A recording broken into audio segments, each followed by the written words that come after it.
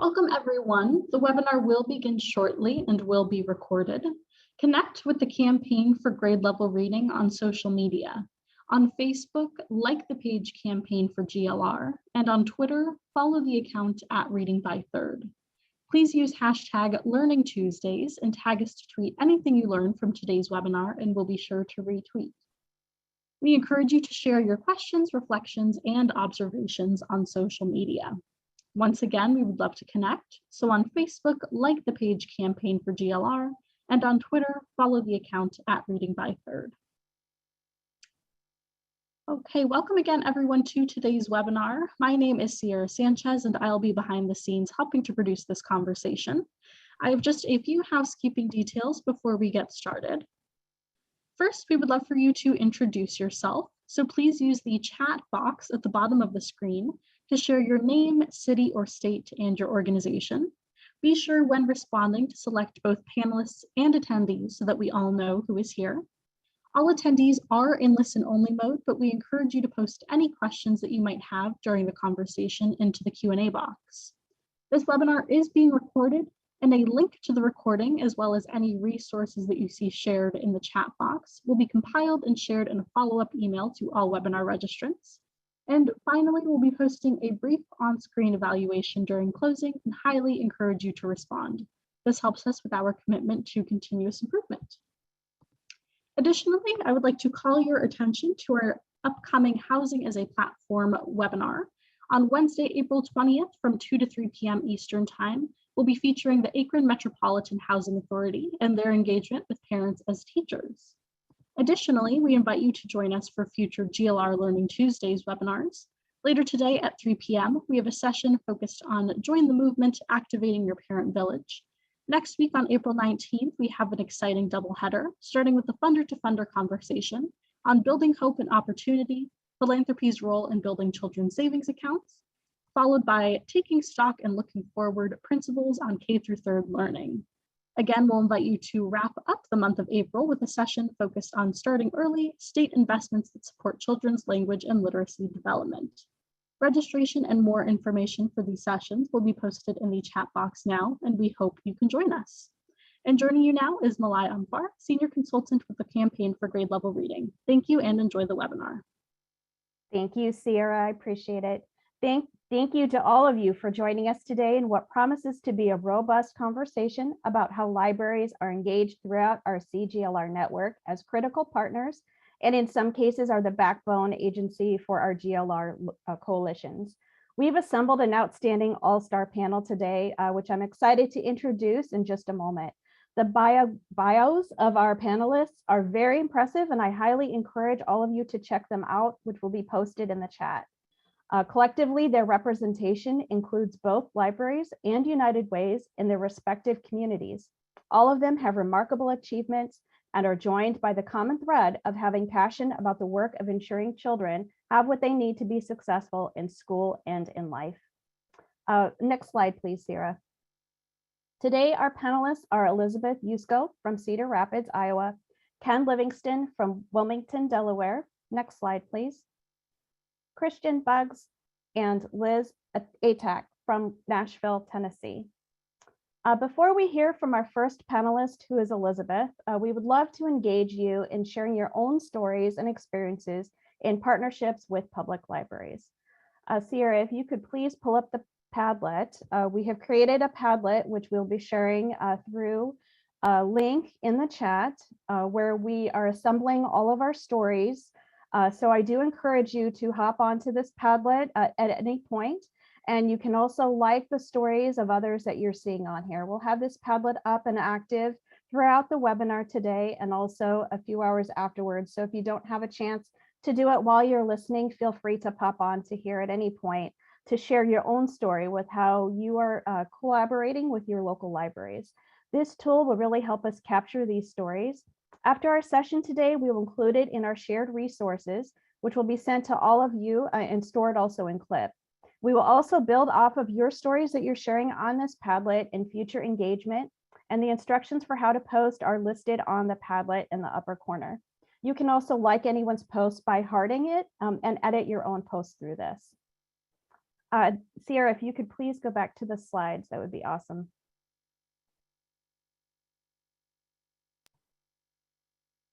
Thank you. Next slide, please. Thank you.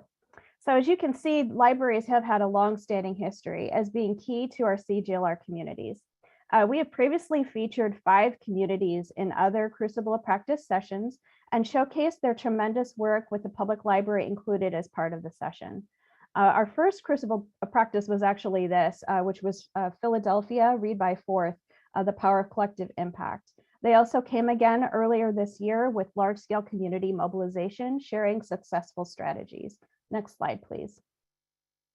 Star City Reads from Roanoke, Virginia shared their practices in Stop, Collaborate, and Listen in February of 2021. And San Mateo County also joined us in May. Again, strong partnerships with their public libraries were shared in this session. Next slide, please.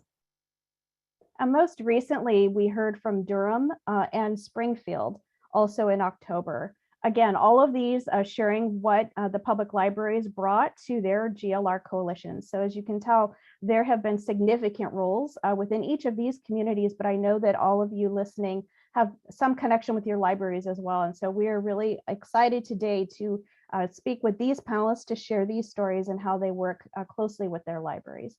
Our session, we will hopefully inspire strategies amongst you to work within your libraries. So it is my pleasure now to introduce Elizabeth Yusko, who is the Community Literacy Coordinator for Reading into Success based in Cedar Rapids. At this point, Elizabeth will share her story about how she works within her community's public library and some resources that she's been able to assemble to support her work within her community. Elizabeth, I'm going to pass it on to you. Thank you.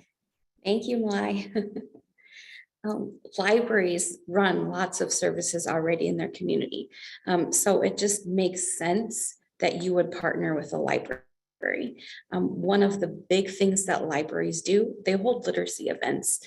So whether it's specifically for adults or for children, they already bring in authors, they already bring in illustrators. So one of the things that here in Cedar Rapids, Marion and Hiawatha, we had an event called One to Read. So on the screen, you can see a couple of the authors that we had brought in. But with this programming that we do, all second graders across the 4 districts that we serve for Reading into Success, they get the same book from this author or illustrator, but then we also bus them to 2 of our local high schools where the author will present during the day. And then we also have an evening performance where families and those that maybe couldn't attend during the day from some of the schools get to see the author or the illustrator perform. So we've had Matt De La Pena, Eric Litwin, and then unfortunately the pandemic stopped Kelly DiPuccio, who was going to do Grace for President. Another great thing about libraries is they are sources for resources and information. So one of the things that is kind of a big project that we're working on here in the Cedar Rapids, Marion, and Hiawatha area in Iowa is we're working on some story guides. Right now, social emotional learning is huge. We know it's critical in education, but also as a life skill. And so we've been putting together some of these story guides. The story guides are not lesson plans by any means, but they are a way to help start that conversation. So whether it's a parent that wants to use these story guides, or maybe it's a childcare provider, but it's more of a discussion guide. So we have it broken out into before, during, after, and then we also have what I like to call putting into practice. So that's kind of that larger synthesizing piece. But each guide is broken down into the SEL competencies, and that comes from CASEL, which is one of the more well-known sources on SEL education. And then we've got themes, so that way, early childhood is huge on that. And so if you want to bring it in, but then also there's a short little book description that we give. So those are available on our website, but then also posted on Clip. And we're currently working on trying to do more related to Dolly Parton Imagination Library Books, because we have 2 affiliates here in our area, but then we're getting several that are going to be starting in our regional area. Picture books are a great way to introduce topics, but we know that picture books are mirrors, windows, and sliding glass doors. That is a quote from Dr. Radine Bishop. It's just a way to show that, you know, children's books are important. They help a child see themselves, but they also allow a child to see into other things and then make different experiences that maybe they can't have access to.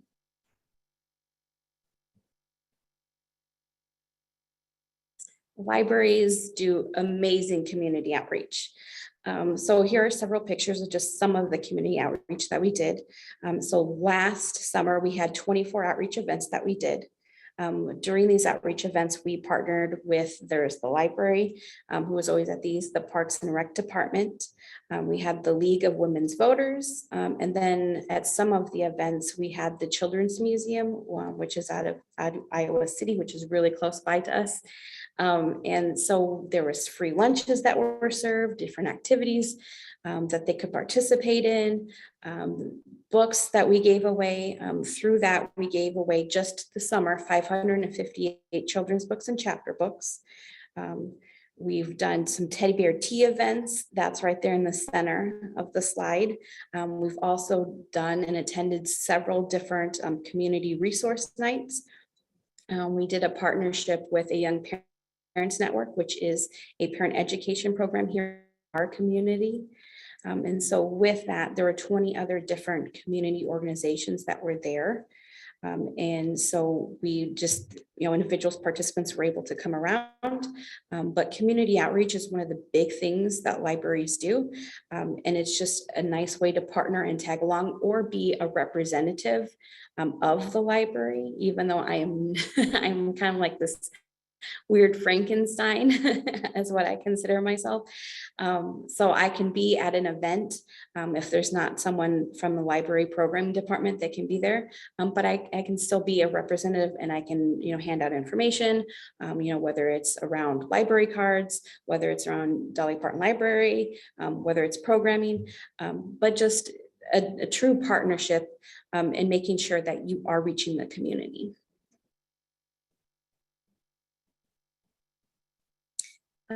Libraries, they already do summer reading programs. So whether it is something like 100 books before kindergarten, or maybe it's specifically something that is a summer reading program, but libraries already do reading programs. So it makes sense to jump in and have them be a partner in your campaign.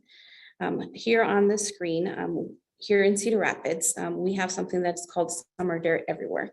And this actually happened with a conversation with just community partners. And they had talked about at summer before and after school camps that there wasn't access to books. And so this is where Summer Dare Everywhere came around.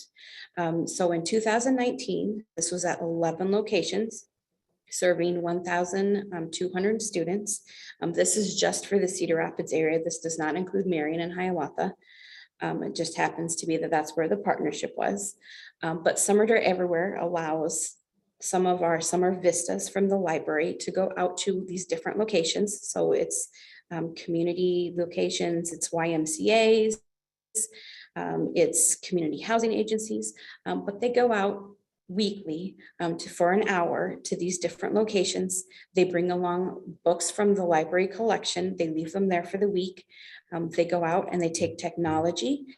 And so they use that with the participants location. So those students get immersed and have access to different technology throughout the week. And they also do a craft and an activity with them. So as you can see, as part of being this collaboration and partnering with libraries, we have MOUs with our districts, and those allow for different sharing between the partners that wasn't possible before. So, you know, one of the things is with libraries, they don't necessarily get that data back because everyone's out in the community, but that MOU process with the district as part of the grade level reading campaign allows them to get back that information. Is there and are their programming being successful?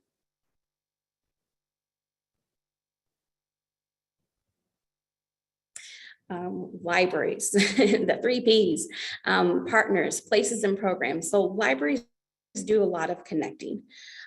So whether it's expanding membership opportunities, whether it's being a place to hold events, but also libraries run all sorts of their own programming. So whether it's Mother Goose on the Loose, maybe it's Play and Learns, all of those things are already happening at libraries, and it's all focused around early childhood.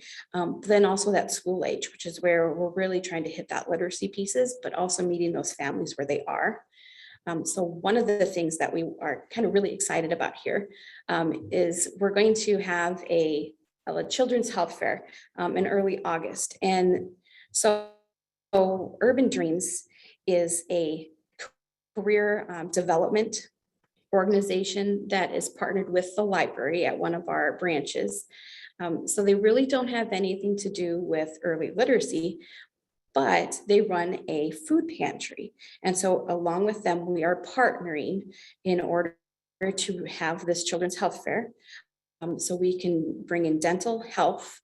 We're bringing in vision screenings, hearing screenings. So these programs and partners are coming in, and they're going to be running their services alongside the health fair. So it's just a great opportunity to meet families where they are.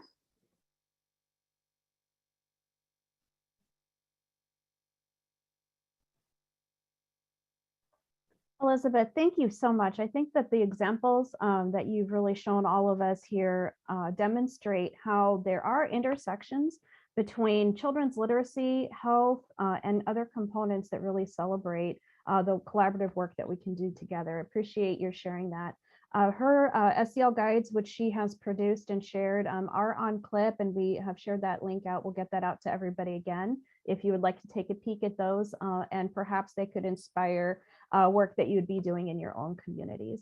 I'm really excited to introduce our next panelist today for him to share out his work that he's doing within Delaware. Ken Livingston is with United Way of Delaware and serves there as the director for Get Delaware Reading. He is also the state lead for the Delaware campaign for grade level reading. Ken, I'd like to toss it to you now. Thank you. Thank you. Good afternoon, everyone, and thank you for this opportunity just to share a little bit about our Get Delaware Reading initiative, and also my very own library, and just talk about some of the creative ways that we've been able to partner with our local libraries here in Wilmington. We know that opportunity exists for some, but not for all. We believe too many children live in poverty and too many families live in crisis.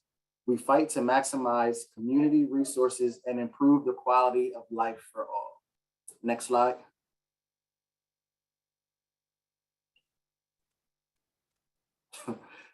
Once again today, I'll just be sharing some information about my very own library and also providing some insight on creative ways that we've been able to partner with our local library.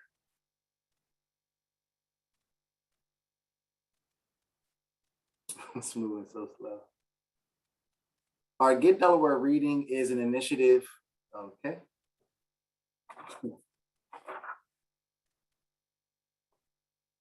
Get Delaware Reading, we really focus on promoting early literacy and school readiness through quality teaching, reducing chronic absenteeism, and improving summer learning. Additionally, the program endeavors to engage parents as their children's first teacher. Our program seeks to support the state's goal of all students reading on or above grade level by the end of 3rd grade.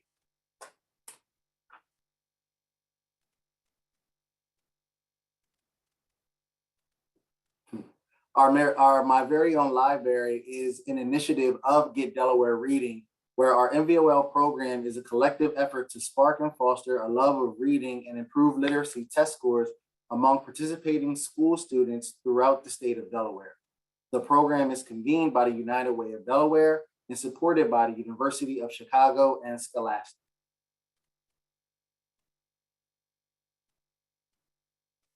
Some of our goals through my very own library is the overall goal is to increase student literacy outcomes. And we have 3 strategies in which we're really focused on achieving that goal. And that's increasing access to printed materials, enhancing literacy skills and habits and motivation to read, increasing parent and community parent and community engagement.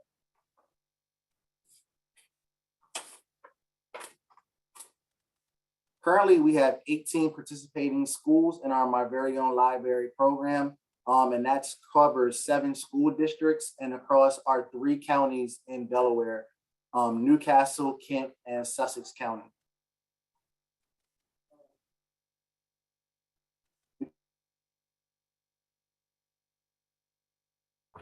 And then for the next couple slides, I really just wanted to give you guys an idea and just what my very own program, My Very Own Library program looks like.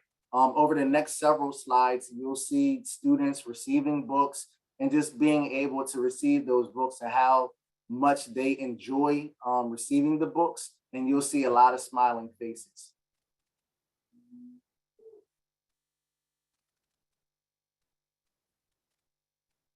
You can continue to go through the pictures.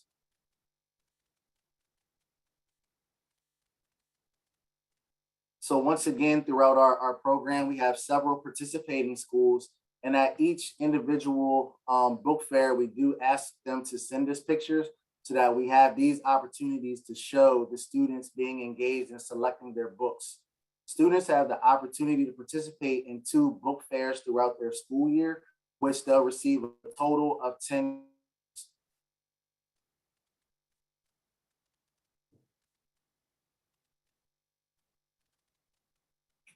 We also have a great partnership with our G League, the Delaware Bluecoats, which is the affiliate team for the Philadelphia 76ers. They have a great program called Books and Basketball, where they come in and do book reads with the students, and then the students are able to receive an additional book for their own home library, or it goes toward their classroom library.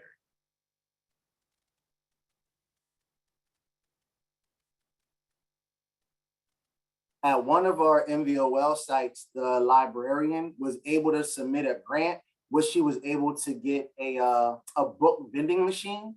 And as partnership with United Way and our My Very Own Library program, she was able to use her Scholastic dollars to purchase books to fill the book vending machine. It's also used as a part of their PBS program, in which students are selected on a monthly basis. And they receive these gold coins to be able to put into the vending machine to receive a brand new book out of that vending machine.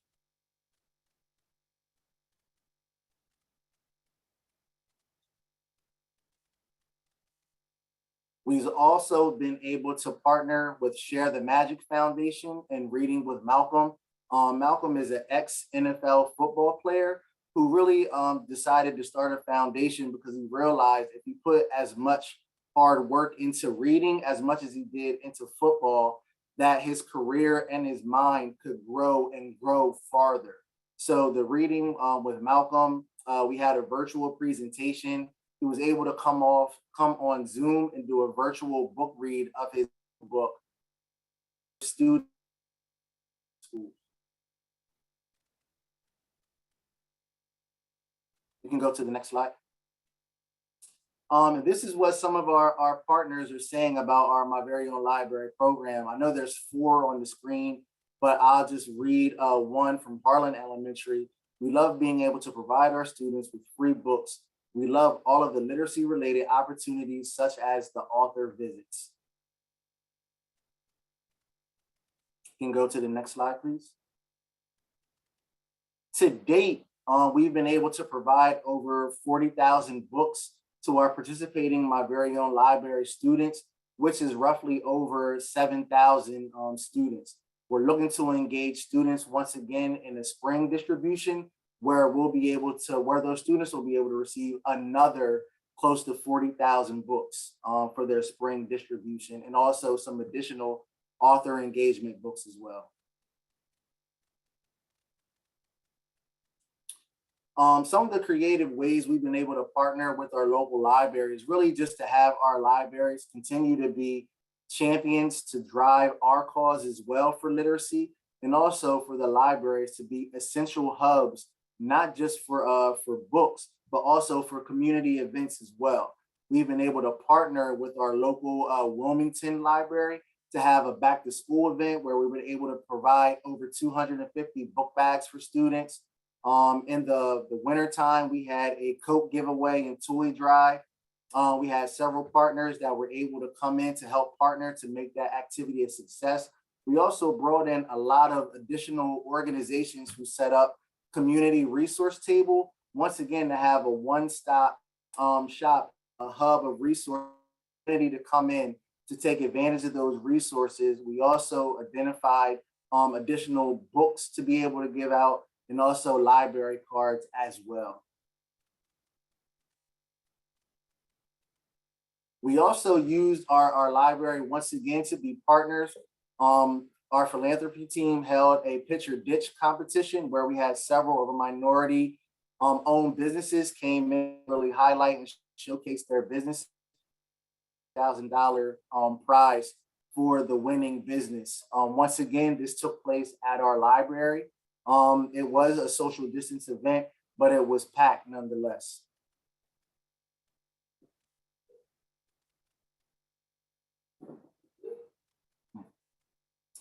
As our colleagues shared, the library has additional access to several authors and celebrities,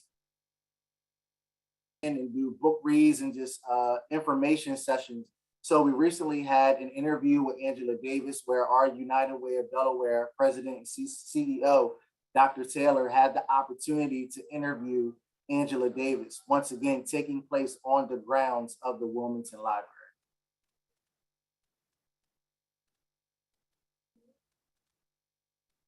And this is just a quick video just highlighting our efforts of World Read Aloud Day that took place this year with our partners from Vision to Learn and also our Wilmington Police Department. But the great thing about this video is that all the books that were donated and that you see in the video were sponsored by our Wilmington Library.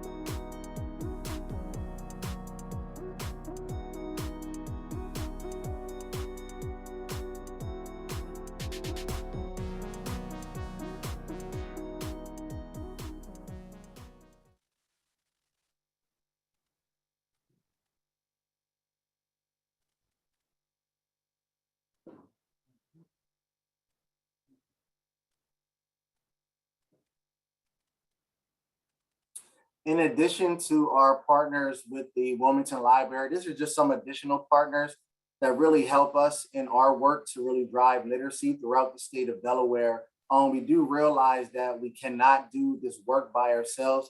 So with United Way of Delaware, we really seek to engage our partnering organizations to join the fight with us to ensure that students are reading on grade level by the completion of third grade.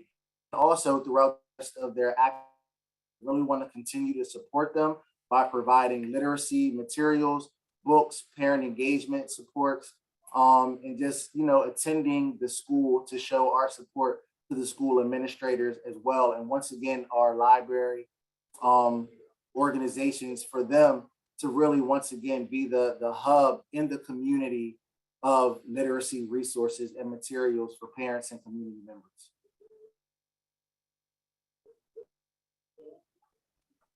Thank you. Thank you, Ken. I think the examples and actually the photos in particular really show a lot of powerful partnerships that you're doing with your local libraries. I saw lots of smiles on the photos of the kids' faces. So thank you so much for your powerful sharing. Video was fantastic as well. Thank you. It is at this time we're going to pivot and hear from a tag team, which is Christian and Liz from Nashville, Tennessee. Their session today really is centered on these partnerships, and I'm really excited to demonstrate this by showing the deep partnership that is happening with United Way in Nashville, Tennessee, and with the local library there. They exemplify the model of success for the public library being infused in all areas of work within their community coalition. Christian is with United Way of Greater Nashville and serves as the manager of literacy partnerships. Her partner joining her today is Liz Atack, who is the program manager for the Nashville Public Library. Liz and Christian, take it away. Thank you. Thank you all so much for the invitation to join. Thank you, Liz Atack, for always partnering with me and showing up as a partnership together today. And thank you, Ken and Elizabeth. I'm soaking all this in. I've been trying to furiously write down notes. So excited to reconnect with you all today. Next slide, please. Well, I'm a teacher at heart. I have a little one here at home with me, and so does Liz. And so I think we're just used to making sure we set the tone for the day to make sure that you all know what to expect during our few moments together. So we're going to talk to you about the Blueprint for Early Childhood Success, what it looks like in Nashville, what our CGLR plan is, and then just be able to compare your district or your city or your community to ours and see how you might be able to scale or sustain something that, that piques your interest with us. We'll also, of course, talk about what a partnership with the library and a backbone look like. What are some ways that we've been able to partner effectively, sustainably for more than a year, 3 years for most of these partnerships. And then what does this look like moving forward? Next slide, please. And Liz, I'm sorry to just be talking so much. Feel free to jump in. You're fine. Keep going. I will jump in though, as you know. So Metropolitan Nashville, if you have not been here to visit us, please don't move. Please don't move here. We would love to have you visit, but we are the 21st most populous city in the US. We have 689,000 plus citizens. We cover 526 square miles. We speak a number of languages. We are just a very diverse Southern city. Take a second to look at this and see how your city might compare so that you can understand what it would look like across either a very dense area of land like ours is, or what it might look like in a smaller city. And I am going to jump in right here. I think one distinguishing characteristic of metropolitan Nashville is that we are a metropolitan city county. So it's one government for Davidson County and the city of Nashville, which means, well, we have 35 council districts. We have one mayor. We have 159 public schools. We have one school district. And then we have 21 public library branches, but we have one public library system. And so in many ways that streamlines things, but in other ways, it also complicates things because we have a large library system, a large school district, and large city or metropolitan government. So it's a good news, bad news situation. Certainly, that means that sometimes when we want to move quickly with a partnership or with an initiative, that our movement happens at the speed of government. And that can, as she said, be a good and a bad thing. Yes, and I saw, and there was a question earlier in the Q&A about, who do you talk to at the library, and I think that in some ways, size is a challenge because there's so many potential people that you could talk to at any organization. It's just a matter of finding the right one. But I think, something that Christian and I have learned is that having continuous conversations and talking a lot can help you kind of figure out how to navigate through the bureaucracy of government. Certainly. And sometimes we'll just kind of throw meetings on each other's calendars so that we can catch up both personally and professionally, and you never know what gets sparked in those conversations. So our partnership with the Blueprint for Early Childhood Success really is a citywide partnership in that we're looking to build relationships long-term with different groups, different entities, different stakeholders, and then certainly with large government agencies like libraries, school districts, and nonprofit groups. Next slide, please. So I told you that this is Nashville's citywide literacy initiative. We are with our goal of doubling the number of students reading at grade level by 2025.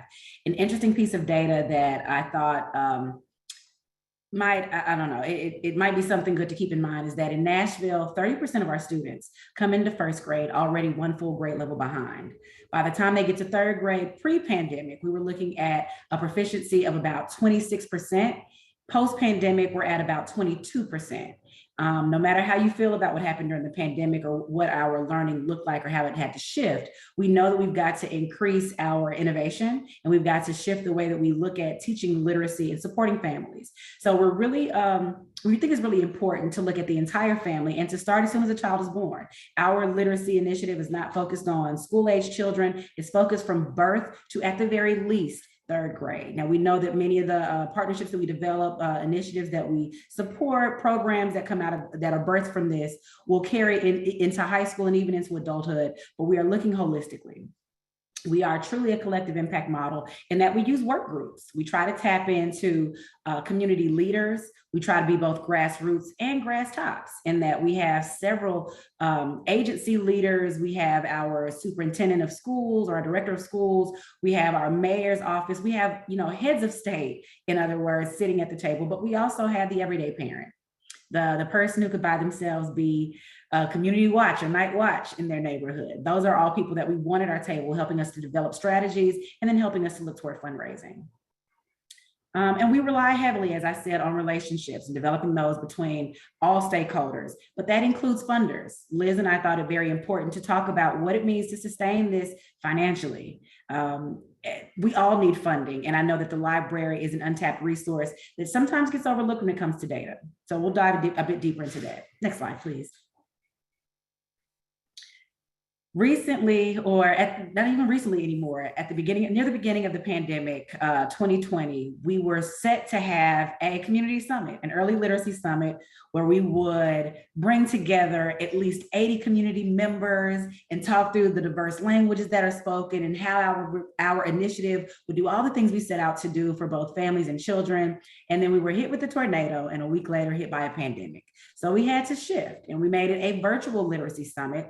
One that came with, again, its pros and cons. There were certainly great tidbits that were pulled from that summit, but it being virtual left our relationship building with a bit more to desire. Liz, did you have something to offer here? I know we talked about a few different things. Yeah. I mean, so, the bad news was that we weren't able to have that in-person deep dive summit that we had hoped for. But, one of the benefits, and I think probably most of the people on the call today probably know, the bad news was that the pandemic moved everything online. But also the good news was that the pandemic moved everything online, and it let people attend meetings and community literacy summits that they might not have been able to attend otherwise. And so, yes, it left us wanting to have more opportunity to develop those relationships that we didn't get a chance to cultivate in person, but it did allow for, I think, a greater diversity of perspective than we might have been able to get from having a day-long in-person summit. So good news, bad news. But I will say, I just think, as someone who's been involved with the Blueprint from really its inception, the library was at that table. And so it was really exciting to be a part of this community summit where there were so many voices that we needed to hear from a lot of parents, from members of Nashville's immigrant and refugee community, from scholars who study, who study reading and dyslexia and the challenges that some of our students face. It was just really valuable. And I will say, again, we wanted to be very transparent and make sure that we highlight what has both worked for Nashville and what we wish we would have done differently, or what we will do differently moving forward, because everything is an opportunity for growth, right? Every experience. Well, one opportunity for growth that we saw, I sit in our school district system as the board chair of our Metro Nashville Public Schools. We think it's very important to have, again, high-level leaders, high-level policymakers. So we're beginning to shift where we're including council members in some of these work groups. We're even beginning to ask state legislators and their staff, because we know that we don't want to be acting counter to our state or to our local government. We've got to have these people influencing what our strategies look like, but we don't want them to be too overbearing when they're speaking with community members who likely have not been in a situation of that sort. So we want the everyday grandmother, uncle, dad, mom, cousin, sister, brother to be comfortable making suggestions around our citywide initiative. But we also want some of those legislators and policy leaders, policy makers, policy passers to be in the room when we have these conversations. Yeah, and one last point I think is that, the original blueprint was created, I think, in 2017. And so we did this summit last year. And I just think it's also important to remember that communities change, who in 2017, who knew that we would have a pandemic and a tornado. And I mean, it was just 2020 was a doozy of a year.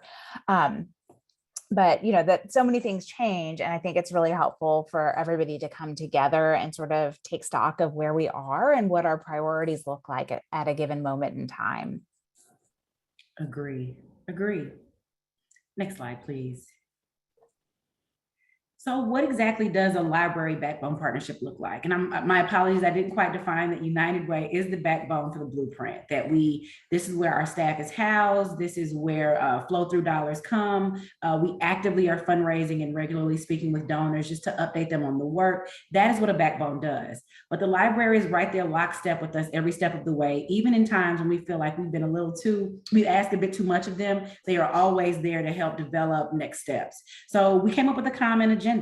As she said, in 2017, the blueprint was birthed. We worked with a local university to kind of help flesh out some strategies and potential starting steps. So what buckets of work do we want to invest in? And we thought about out of school time space, what happens with the child before school, after school, on weekends, and even over the summer. How do we better support that? How do we make it high quality? And the same for pre-K. How do we make sure that there are quality pre-Ks in our area, but also how are we marketing those to community members? And then how are we making sure that staff voice is being heard and that their pay is being subsidized?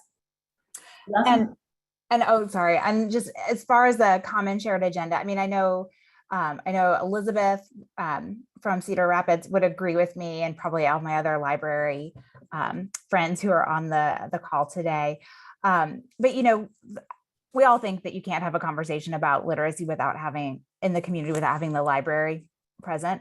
We all think that. Not everybody realizes that, but I think Nashville Public Library was already had, obviously we care deeply about literacy, but we had a lot of other programs as part of our, just day-to-day services that really enhanced what the blueprint was trying to do. And so Christian mentioned out of school time.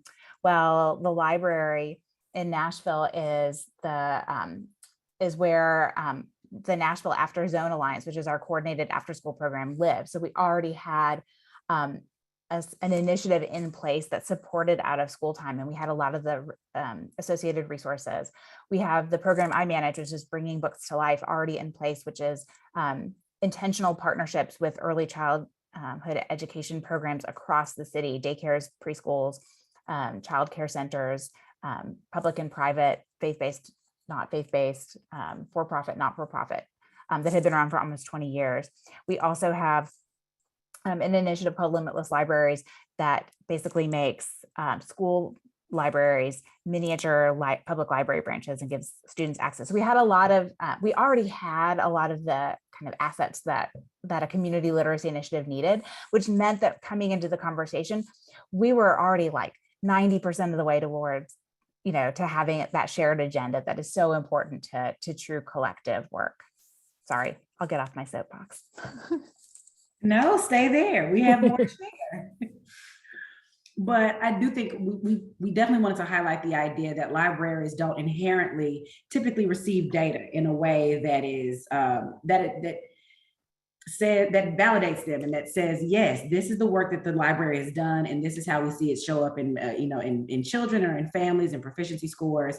But we'll talk briefly about how we've kind of worked around that and how we've been able to pull data that we all can share and use, especially when it comes to fundraising. And that this is really collective work. It's not something that, even though the backbone, I'm a staff member that wakes up every day thinking about the blueprint and making sure that I'm connecting resources. It's not something that we do alone. It's not my baby. It's not her baby. It's not their baby. It's our baby. It's something that we all are invested in some way. And again, I cannot stress that relationship building is so very, very important with any of these partnerships. You always want different entities to make sure that they feel a sense of buy-in. They feel like not only have they been instrumental in developing what happens, but that they also can help to develop shifts. Because we know that tornadoes and pandemics happen, and there is turnover of staff, and you've got to be able to shift and be flexible. But that only happens when we're comfortable asking hard questions and making tough statements. Next slide, please. So how have we done this since about 2018? Well, we've had different working groups working with at least 150 hours. We've had 70, and this I think is an outdated number because we've had way more than 70 working group members. But I will admit that we often tap into the same working group members for different work groups. So we might have one work group that focuses on the daycare pre-K space, quality learning, but we might have a similar one that focuses on staff, and a few of those work group members work in both. We certainly have librarians, and Liz will tell you she sits on about 5 different work groups, just because not only does she have expertise, but I think we've tapped her out of capacity. So, but we want to hear her expertise, and she's already tapped into the blueprint and is an easy transition to add to work groups, just to hear from her.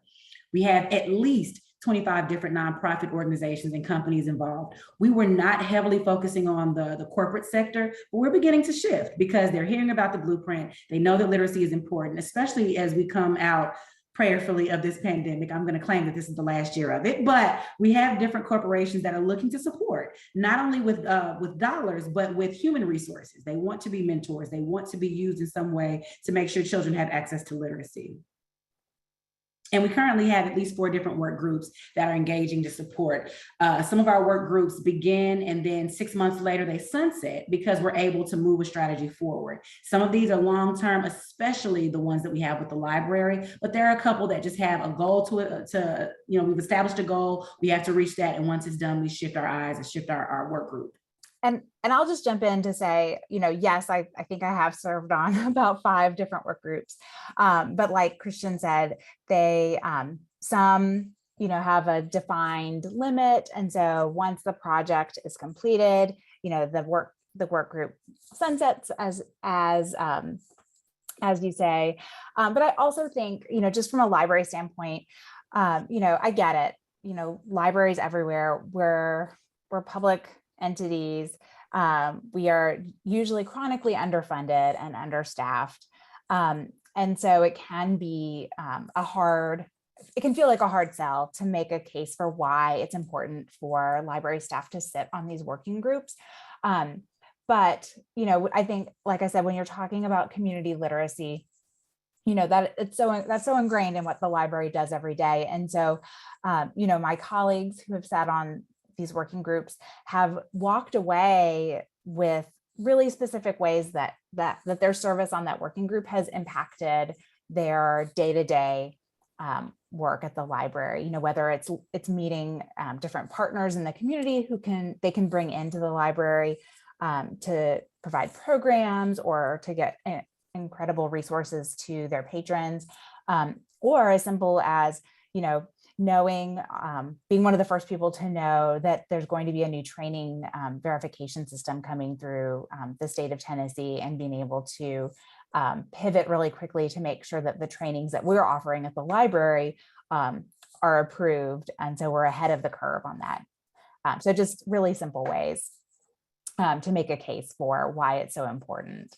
And then I'll also say, our public library here has a library foundation, and our work with the blueprint and how deeply ingrained it is into just the day-to-day work of the library has been a real selling point to those funders. They're excited to hear about how the library isn't just doing, what we do, same old, that we are intentionally remaining relevant and attuned to community needs. Next slide, please. So this is one of our first initiatives, or I'm sorry, not one of our first, we've been doing this for a while, but this is one that we want to highlight, called Books Brothers. And I think it really speaks to how our relationship, the library and the backbone, helped us to bring in community groups and community members who just had a different idea. So there's a chapter of My Brother's Keeper, the Black and Brown Boy Mentoring Group that was founded under President Obama in DC, I believe in maybe 2010. Well, there's a chapter here in Nashville, and we had a couple of men of color who just really wanted to impact literacy. Pre-pandemic, they were going into elementary and middle schools twice, sometimes 3 times a month, just to have men reading to students. It was called Fatherhood Fridays, and it was beautiful. It was the cutest thing. You have little 5 and 6 and 7-year-olds with books, and they're just meeting different men in the community who's spending an hour with them, reading with them, giving them breakfast, eating breakfast with them. It was beautiful. The pandemic hit, and we knew we not only didn't have children in buildings, but we couldn't have other adults come into those buildings either. And so we shifted. We spoke with one of our community partners, Ingram, and then we spoke with the library about establishing a virtual platform where men of color could be reading. And Books Brothers was birthed. It just took a couple of different conversations. We fleshed out details and next steps. We got funding for it, and we moved forward. Next slide, please. Yeah, and while you're doing that, I'll just jump in and say, the library that conversation came at a really important or a key moment, I guess I'll say, because during the pandemic, the library had shifted to virtual programming like so many other libraries. And so we already had an active YouTube channel for the library called NPL Universe. And so when they came to us with this idea, we already had a platform in place, and we had staff with the expertise to help make it happen. Yes, to all of that. Yes. And so Books Brothers it really does just bring our men of color together. We don't ask them to carry certain titles. We just want anyone to come. But as it turns out, we've had our police chief, we've had our fire chief, we've had legislators, principals, we've had fathers, we've had uncles, we've had business owners, just a little bit of everyone who wanted to read to our boys, or really to read to our children. And it was birthed, but now it's grown, and it will likely evolve because we went from having, next slide, please.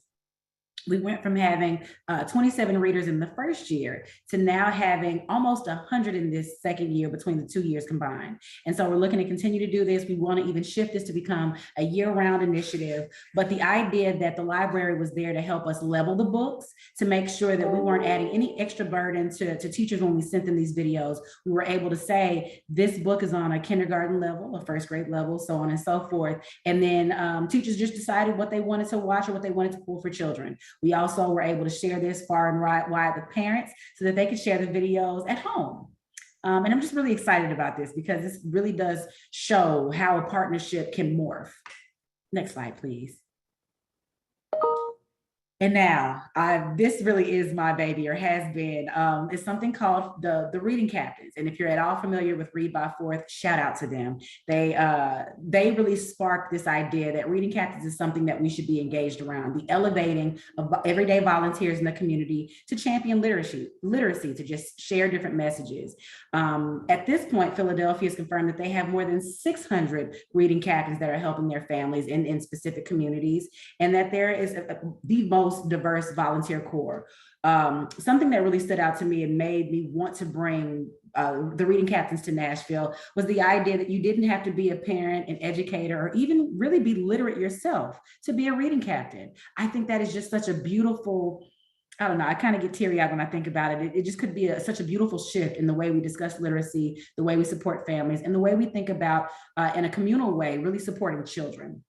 So we're set to launch soon. Next slide, please. We're set to launch. We're doing a 90-day pilot across our city just to make sure that we've gotten the kinks out, that we are appropriately sharing messages.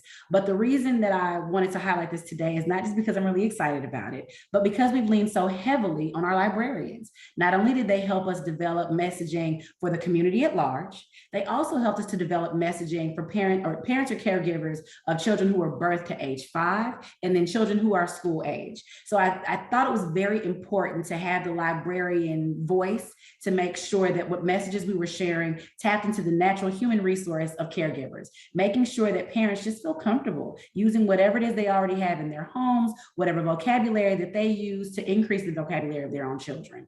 So when we start our pilot next Thursday, not only will we be putting roughly 20 captains into the community, but once a month, we'll be partnering with the library, with local librarians to actually host literacy workshops where parents, caregivers, community members can just, again, hear the messaging around literacy, but they can actually be trained by a librarian who's sitting right down the street from them. Liz, do you have anything you wanted to offer there? This is just my thing. Yeah, I know. I will also just say, I think, from the library side, it presents such an opportunity because, I know our branch libraries and the staff there have great relationships with their neighborhoods, and they have, the super users who are at every program or who are in the building every week. And I think the reading captains is just another way for especially our branch libraries, to build relationships with members of the community who might not be heavy library users or may not know what happens in the building, and to start really building those connections and connecting people with resources that are relevant to their needs and in that time and place. I think sometimes the library the hard thing is that sometimes as libraries, we offer too much and it can be kind of overwhelming, just the quantity of resources that are available.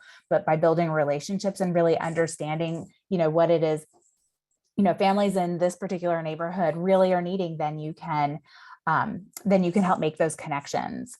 And then once they get used to using those resources, then you can tell them about another resource. And I see a question in the chat about both book permissions to record and then the training that we're using. And not only, Liz, you can speak to the library training, but I can talk about how we're going to morph the workshop.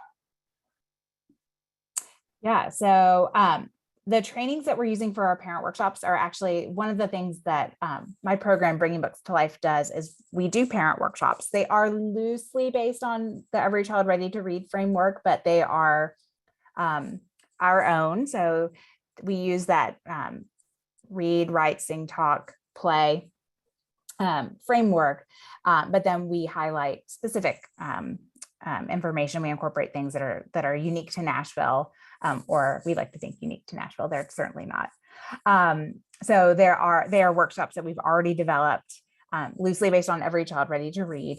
And we're able to modify them based on our the audience that we're in front of. If it's English language learners, we're able to modify accordingly. And I think the beauty of both reading captains and just having the library as a national partner in this capacity is that, yes, reading captains will be able to shift or be able to use their community lens to help us redevelop or shift what we do. That could be in the trainings that we use, or even in how we engage with parents and build cohorts. If you're anything like Nashville, we have a very hard time building parent cohorts just because we're such a large transient city. And so we think the idea of connecting community members to their local library branch will be very useful or very helpful in not only getting those parents and community members to just come to the library more often, but they can also feel empowered to make recommendations, make asks of the library or of the Backbone team to make sure that their family needs are being met. And I think we're ready to hear about summer reading partners. Next slide, please. Yay. Okay. So I will talk through this. So Summer Reading Partners is another initiative that grew out of the Blueprint for Early Childhood Success. And I think it actually predates the Blueprint moving to United Way. But Summer Reading Partners is a collaborative summer reading effort. We've been around since 2018, and we've engaged over 65 community partners. And this is through a team that is part of Alignment Nashville, which is a local nonprofit that exists to align community resources with the needs of the school district. And so I was a part of a team that was focused on pre-K and elementary literacy. And the team really, knowing that the blueprint for early childhood success was out there, really wanted to work on an identified strategy. It's, something that the community had already said was a need. And we landed on a strategy around supporting reading during the summer, and specifically supporting reading in summer camps. And so I sit on that team. I'm actually the co-chair of that team. And then my co-chair is with Metro Nashville Public Schools. And so, and Alignment Nashville, of course. And so we're the ones sort of driving the bus, but we don't have the directions. We're getting the directions from the different community organizations, summer camps and daycare centers, and other nonprofits who are driving with us down the road. So next slide, please. So Summer Reading Partners simply calls on summer programs that are serving pre-K to fourth grade students who are economically disadvantaged to commit to embedding 20 minutes of reading time into their day. And so it's really simple. We ask camps find 20 minutes a day to provide time for your kids to read. We can help you get books. We'll provide a training for your staff on how to support reading. We aren't going to teach your staff how to teach reading, because that's not what this is about. This is about providing time, the time and the opportunity to read, and then access to reading materials. So next slide. And it grew out of, I said the blueprint, but, we had an existing resource in the community for summer reading. The library hosts an annual summer reading challenge, and we have for decades. And it's a program for everyone. A lot of times people think it's just for kids, but it is actually for everyone. You can't be too young nor too old to participate. To read at least 600 minutes during the summer, and the dates that you see up there on the slide are for this summer. So we have this existing resource, the summer reading, and so we decided that we should use summer reading as a way to track the reading that the students in the camps are doing. And so we get the students connected to the summer reading challenge, and then we ask their parents to sign a permission form that allows the library to share the reading information. So basically name, grade level, date of birth, and how many minutes read with the school district, so we can gauge effectiveness. And we know we have students who don't always have permission form signed, and we let those students they read, so we make sure that they get prizes from the summer reading program, but we don't share their information with the schools. Next slide. So the ask is really simply that camps commit to read for 20 minutes a day. They send their staff to training. They connect their students to the library summer reading challenge, and that they will make sure that the students track their reading. And our reading logs are really simple. You just color in a little section of a picture for every 20-minute chunk of reading that you accomplish. Next slide. So we've had, I said we've been going since 2018. Just a few things have happened in the world since 2018. And so the last year that we have really good, that we had really good data that we could share with the school district was 2019. We actually did have it for this last summer, but we're still waiting on those numbers. So I thought I'd share the 2019 outputs. So we had 21 sites. We engaged about a little over 1,600 youth. They read over 640,000 minutes, which is pretty great. Of that 1,600 something kids, 928 of them were public school students. And they read over 360,000 minutes. And then we were able to analyze their reading data for about 381 students. So, we have the whole pool of students, and then we have the students that are actually Metro school students, and then we have the ones for whom we have permission to share their data. And then there's some other factors at play. We're comparing spring to fall reading assessment scores. So if you didn't have a spring assessment, there's nothing to compare it to, which is why those numbers whittle down. Next slide. So, and then these are, this shows our impact. So looking at spring and fall reading assessments and their expected growth. So you can see that green line is the average growth for all Metro School students. And you can see that our reading challenge students actually gained, they exceeded that average growth, which is really great. As did the control. I think you could probably say that there's something about kids who are enrolled in summer programs versus kids who aren't. But really excited to get this kind of data and to show, we know that, summer reading is not, it's not the silver bullet, it's not the magic pill, but it's a really important piece of the puzzle. And so we're really excited to give kids who might not otherwise have an opportunity to read a chance to read. And I should also have mentioned at the beginning that we specifically target, we'll work with any kind of summer camp, but we specifically target non-academic summer camps. So camps that are recreationally focused, like through our Parks and Recreation department or sports. Because we know that the kids who are attending the academic camps, they are getting some reading time in there. Like I said, we'll work with everybody. And we consistently have camps repeat. We have some camps that have been with us from the beginning, and they're now heavily involved on our team planning, helping us to plan the next summer's program. So next slide. Oh, then that's the end. Thank you, Liz and Christian. I really appreciate all of the data that you shared in showing the robustness of the programs that you have and in raising up a few key programs that you're about to launch. So good luck with the Reading Captains program that you're about to pilot very soon. We have several questions that we're going to run through. And so at this point, I would really like to invite all of our panelists to unmute and show your picture. And we'll go through some of the questions. And then for attendees, if there are other questions that start to pop into mind for you as we go through this, we have plenty of time to get through this. So first question that I would really like to pose, and this is for all of our panelists, and we'll do this round robin, is how did your public libraries first become involved with your CGLR community? What were those initial steps that you were able to put into place to get things going? So we'll start with Elizabeth Yusko, please. Thank you. All right, so the Cedar Rapids Public Library actually was one of the founding members of our campaign here. They partnered with the United Way and then the Greater Community Foundation, and it all started at an all-city or all-American City conference is where it all started. So they've been involved from the very beginning.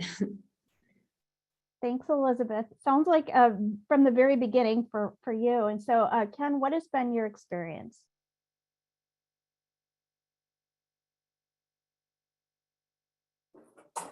You said my experience. It has been it's been a good one. I think just being able to work with our libraries, it has been like it was a organic relationship. Those things where it's a funny story where if you and it's like, hey, I play basketball and you play basketball, let's get together and play. But it was one in which I was on very point of contact, was on the same meeting. And I just reached out to him and said, hey, this is who I am. This is what I'm doing.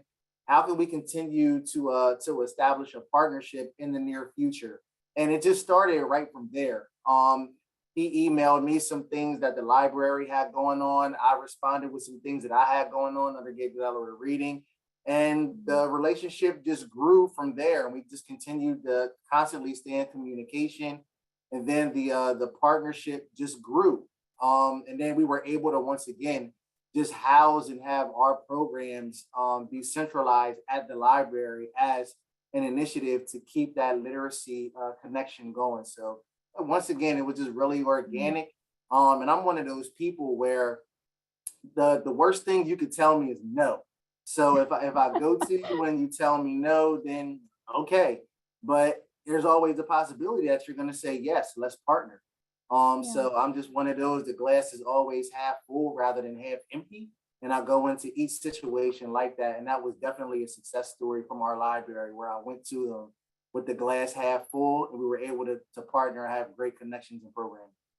Thank you. I appreciate that. And I appreciate the fact that what I'm hearing you say is that it's very much built on relationships and very personalized. And that's really how you're able to kick things off.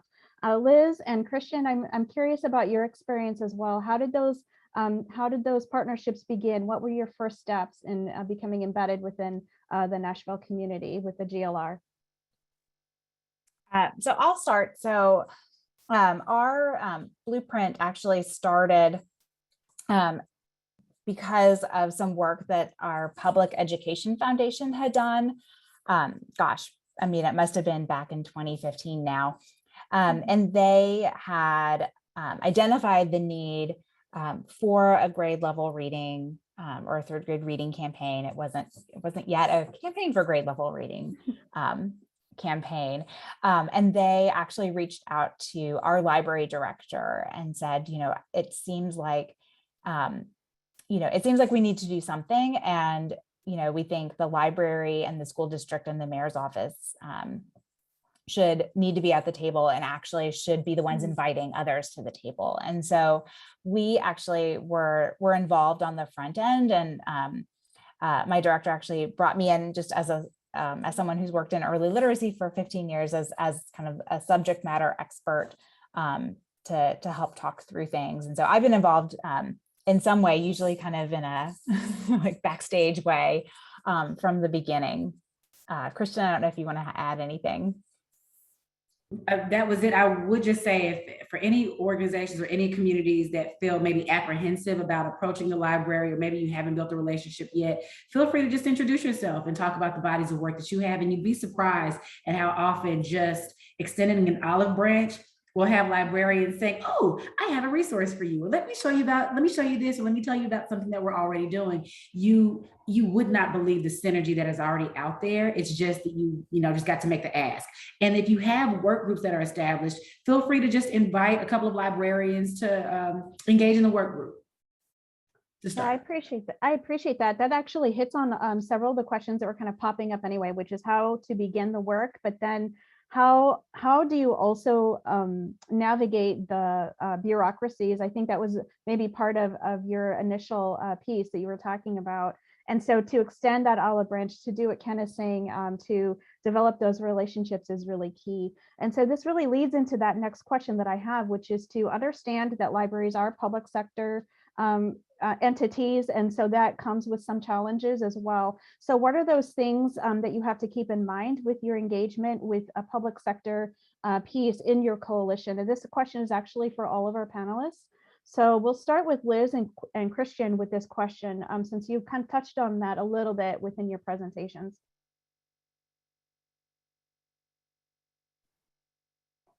I was trying to read your facial expression. I was like, is Christian going to jump in or should I jump in? I was thinking I want to give some real tangible suggestions. Right. But I mean, I'll just start talking and Christian can interrupt me. So I think, I mentioned earlier kind of the good thing about libraries is that they are public sector and we exist to serve the public, but then also we are part of government, and with that often comes bureaucracy.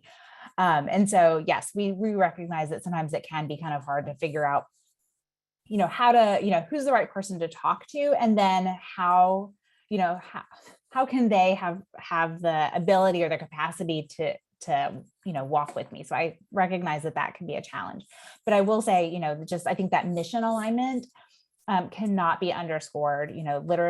Literacy is core to what libraries do all day, every day. And obviously core to a grade level reading campaign. And I will also say, I think children's librarians are a great place to start if you don't know where else to go, because first of all, you'll make their day by inviting them to come sit at a table with educators. I think a lot of times, and Elizabeth can probably back me up on this, we see ourselves as an educational institution, and sometimes we feel that we are a forgotten educational institution. And so definitely starting with a children's librarian or someone who will be a champion for you within the institution, and then they can help you navigate who to talk to next. And then I think just kind of on another level, because we are government entities, oftentimes there are kind of limitations if there is policy work to be done, we often have to take kind of a back seat around policy, and then also fundraising can be tricky as a publicly funded institution. So those are the two big caveats that came to mind as I was thinking through the question. Christian, Great, did you have thank- anything to add? Thank you. I think the only thing I would add is, right now there's just a lot of talk around critical race theory, and there's a kind of light being shown on libraries, on school level libraries, on what's being taught to children. And so I think we have been very thoughtful that these are conversations that need to be had, but we don't necessarily need to be at the forefront of those conversations. Not that we need to shy away from them at all, but that sometimes our work is so much bigger. Yes, baby, go watch Paw Patrol. I'm sorry. It's all right.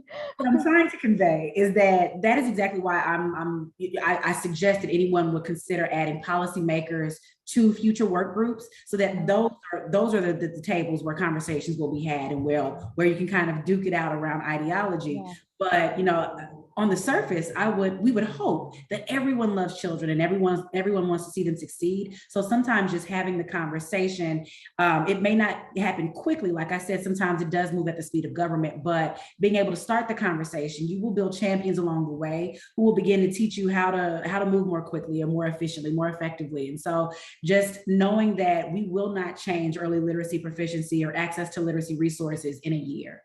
Sometimes not in 2 or 3 years. These are things that we are setting up for our children to be more successful when they become adults, and so that they can carry the torch on. So I would say, more than anything, just don't get deterred by the idea that sometimes this will be a slow roll, because you've got to think about what strategy will work in your community and how will the right people come to the table. And that doesn't always happen at the first meeting.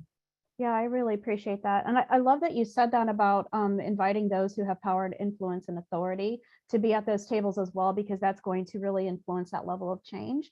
Specifically, if you aren't able to do deep advocacy work for whatever reason. I know with United Ways, that could be somewhat of an issue as well.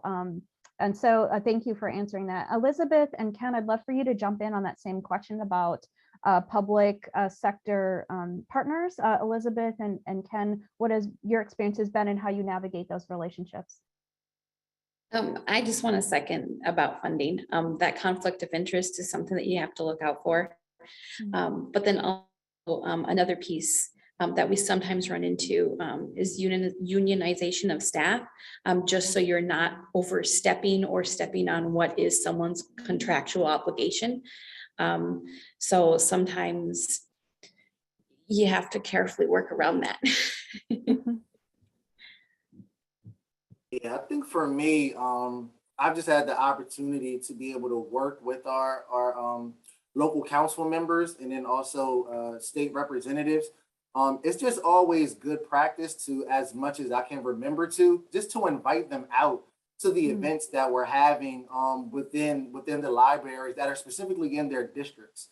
I think if they know well enough in advance, like, they're always willing to come, because one, they want to highlight and showcase all the great things that are being done at the libraries, but two, the libraries are in their districts. We just want to be able to shine a light and to be able to talk about the great things that are taking place in our communities, rather than focusing on the negative all the time. And we know that all the areas that literacy can address, and then our initiatives are aligned with the same initiatives as our state and public officials. Like, we want to use literacy as a tool to combat absenteeism in school. We want to use literacy as a tool to combat gang and street violence. So we want to be able to make sure that we're addressing the needs, which same needs our state and public officials have as well. Just making sure that we're showcasing that our goals and their goals are aligned. And that's how we've been able to manage to leverage their support. Yeah, that's fantastic. I really appreciate that. We do have a question in the chat, which we'll address in a moment. We've got a poll that just has popped up, which I invite all of you to participate in. The answering of this poll will actually help us to craft and ensure that we are bringing you content that you are wanting to hear about and that you are engaged with our session. So feel free to hop on the poll and answer your questions. So the question that has popped in the chat, this is for all panelists, but more specifically for those who are having programs with reading partners. Sherry Peterson has asked, are the names and content ideas of the programs proprietary? In other words, if she wanted to implement a similar or same program within her community, what steps would she need to take? Take the program and run with it. I would say for reading captains, I was really just fascinated by Philadelphia. And so I just used my connections at CGLR. I believe I maybe even asked Jenny if she could connect us, and she immediately did. And then just started digging in. Again, as scary as it might be for us as team leads or as, city or state level leads, everyone really is kind about sharing, because our goal is to have every child doing better. And so we're not here to make money. I mean, we all want a nice quality of life, but that includes our children. And so I know in Nashville, we are certainly willing to share. I haven't met a CGLR community group that isn't willing to share resources, share data, even share when they've fallen on their face. So just reach out and then just do it.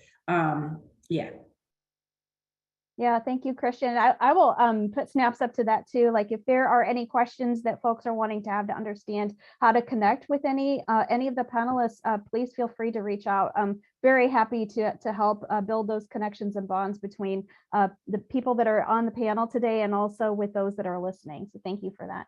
How have others felt about, how would you respond to that question? Elizabeth, Liz, Ken? I am going to wholeheartedly agree with that. I mean, you just have to reach out and ask. It is for the benefit of, children and your community.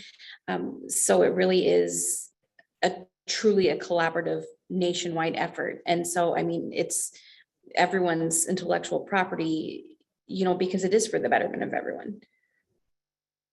Yeah, I would, stand and agree with my colleagues here on the panel. It's just about asking. Once again, this is going in the opportunity with a sense of optimism, and just being able ways to partner. I think that once again, like we're all in this same fight together, whether it's Delaware or Nashville or Philadelphia. We're all trying to address the same issue, urgency around ensuring that our students are getting what they need so that they're able to achieve and especially, grow in the realm of literacy.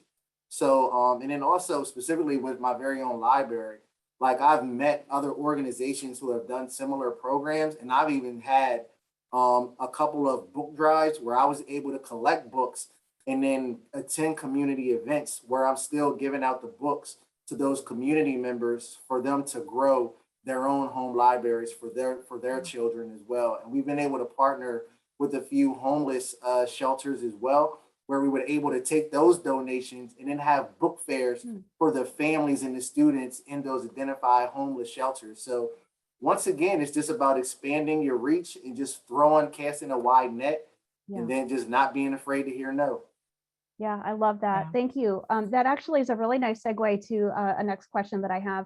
This is for everyone. Ken, I think you might have answered it already though, which is how is partnering with your libraries open doors to working with different community groups, and how these partnerships supported access and engagement within community groups that may be challenging to reach? I guess I can go ahead and kick it off since I just addressed it somewhat. But once again, like the library and the library community here in Delaware have really embraced us as United Way as partners, and allowed us to be a convener in the sorts of coming to them with a particular program or an idea, and then allowing us to bring other community partners in to be along for the ride. Again, I think once again, we're all in the same fight. Essentially, we're Delaware is a relatively small state. We have several different organizations. So we're all servicing the same families from the same communities, from the same zip codes. And there's no need to fight over addressing the needs of those individuals' families. Like we can serve them more if we all put our resources together and work together and have a collective voice and join in as one, than to try to work in silos to solve this issue or address a particular problem. So just being able to have like-minded individuals on the same team and know that the greater mission is our children and providing those resources and services for our students and families. That's fantastic. Liz, I saw you shaking your head, yes, as I was as well. Can you describe, your experience as well with community groups and access to those that might be challenging to reach?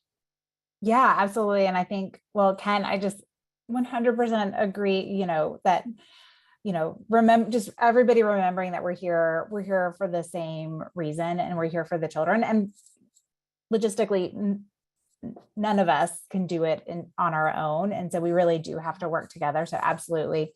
I think, the library, libraries are embedded in neighborhoods. And so we tend to have really good relationships with families, especially families before they enter school. And so, that's been a strength, but we typically see a drop off in library use once children go to school. Families are busier. And so, working as part of a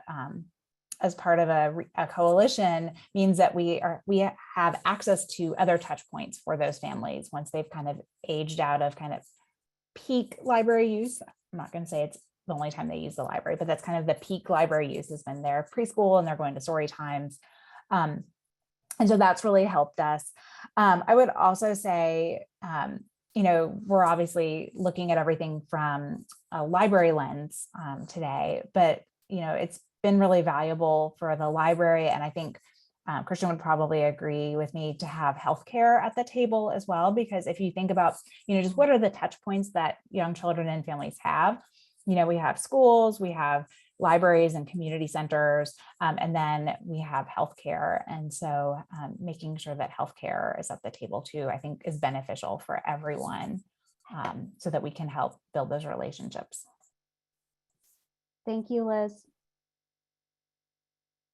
Any final thoughts on that question? I think we're going to move on if that's okay.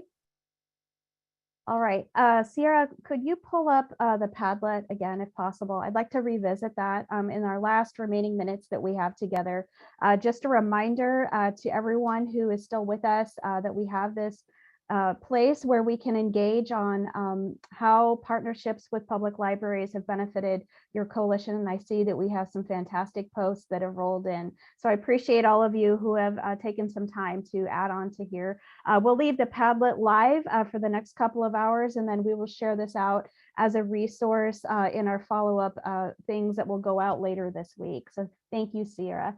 At this time, I would like to draw attention to some of our upcoming GLR Tuesday webinars that we have coming forward, and invite you to log in and join and register for these. We have a double header today, which is about activating your parent village. So if you're very interested in parent engagement, you will not want to miss this conversation that is happening this afternoon. We have a funder to funder conversation happening next week on April 19th around how we can support building children's savings accounts. And the week after, we will be hitting it pretty hard with understanding principles of K through third learning in our suite of learning loss recovery challenge webinars. And then, of course, we also have on the 26th, understanding how to better support children's language and literacy development. So at this time, I would like to thank our panelists for your expertise and for taking the opportunity to share your stories around how you've engaged with your public libraries. I think you've really added a lot to the conversation, and we know that we've got a lot more work to do, and we can't do that without you. And so thank you so much for being able to share how you've been able to bring different partners together and build this collaborative relationship very specifically with your public libraries. And thank you to our audience who listened and participated today using Padlet and the Q&A. We really appreciate you. And with this, I'd like to close the webinar. Thank you so much, everybody.